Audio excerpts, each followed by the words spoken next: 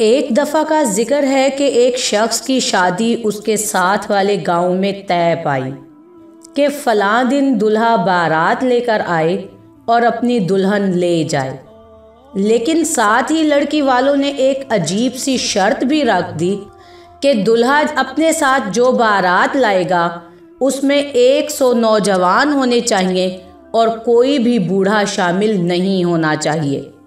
ये अजीब शर्त सुनकर दूल्हे वाले बड़े हैरान हुए, लेकिन फिर भी उन्होंने ये शर्त मंजूर कर ली।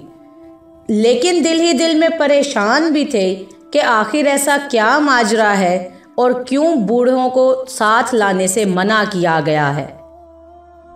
दूल्हे के गांव के नौजवान बहुत खुश थे कि इस बारात में कोई बड़ा बूढ़ा तो साथ जाएगा नहीं।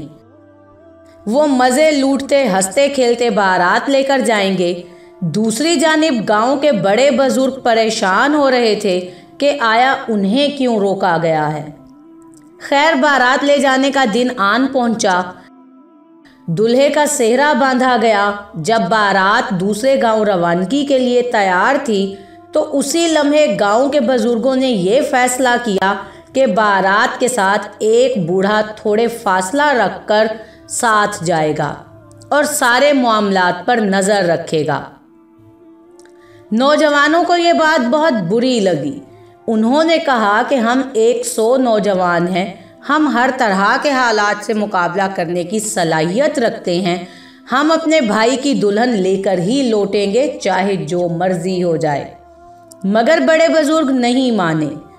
एक बूढ़े को बारात से फासला रखकर चलने को कहा गया। बारात जब रवाना हुई तो रास्ते में नौजवानों ने दिल में बहुत बुरा महसूस किया कि हम 100 बहादुर नौजवान हैं, ताकत रखते हैं, तवाना हैं, बड़े बड़े पहाड़ों को अबूर करने की सलाहियत रखते हैं, तो ऐसे में एक बूढ़े शख्स का जो मुश्किल से चल रहा है, हाथ में उसके लाठी है, आंखों पर चश्मा लगाया है, खांस खांस कर और बलगम थूकता हुआ साथ आ रहा है, इसका कुछ फ़ायदा नहीं। खैर, दिल में बुरा भला कहते हुए नौजवान अपने भाई दोस्त की बारात लिए दूसरे गांव में दुल्हन के घर पहुंच गए। दुल्हन के अजीज़ों अकारिब ने जब बारातियों को गिनना शुरू किया तो पूरे 100 सेहतमंद और तवाना और जोशीले नौजवानों की एक टीम उनके सामने मौजूद थी और उनमें कोई भी बूढ़ा आदमी मौजूद नहीं था। ये देखकर वो दिल ही दिल में मुस्कुराए और कहा कि दुल्हा का निकाह अब उसी वक्त होगा जब दूसरी शर्त भी पूरी कर दी जाएगी।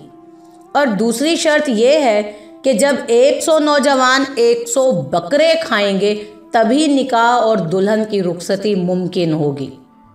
शर्त के सुनते ही नौजवानों के औसान खता हो गए और वो परेशानी से एक दूसरे का मुंह तकने लगे। आंखों ही आंखों में एक दूसरे से बातें करने लगे कि अब होगा क्या। उन नौजवानों में से अचानक एक नौजवान को ख्याल आया कि हमारे साथ तो एक बुजुर्ग भी थे।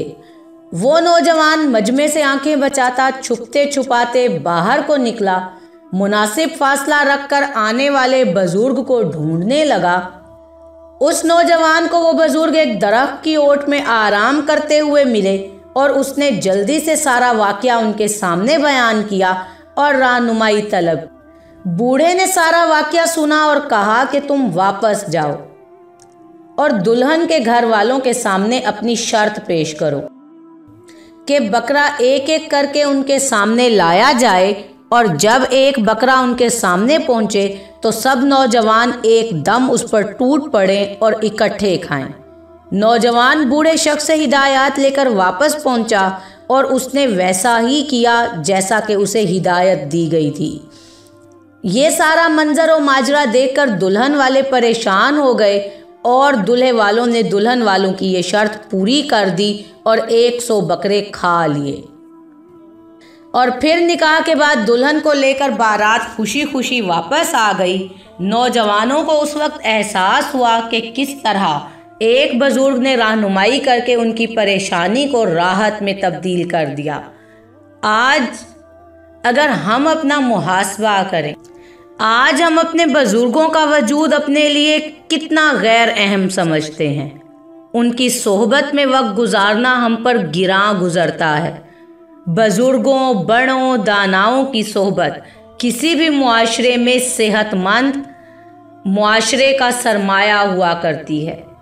आजकल के नौजवानों की नाकामी का एक सबब ये भी है कि उनके पास सबके लिए वक्त है, मगर अपने बुजुर्गों के साथ कुछ पल गुजारने का वक्त नहीं है।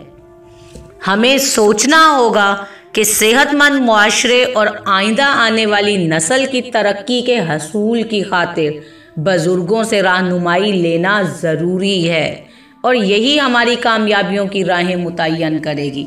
ज़रा सोचिए।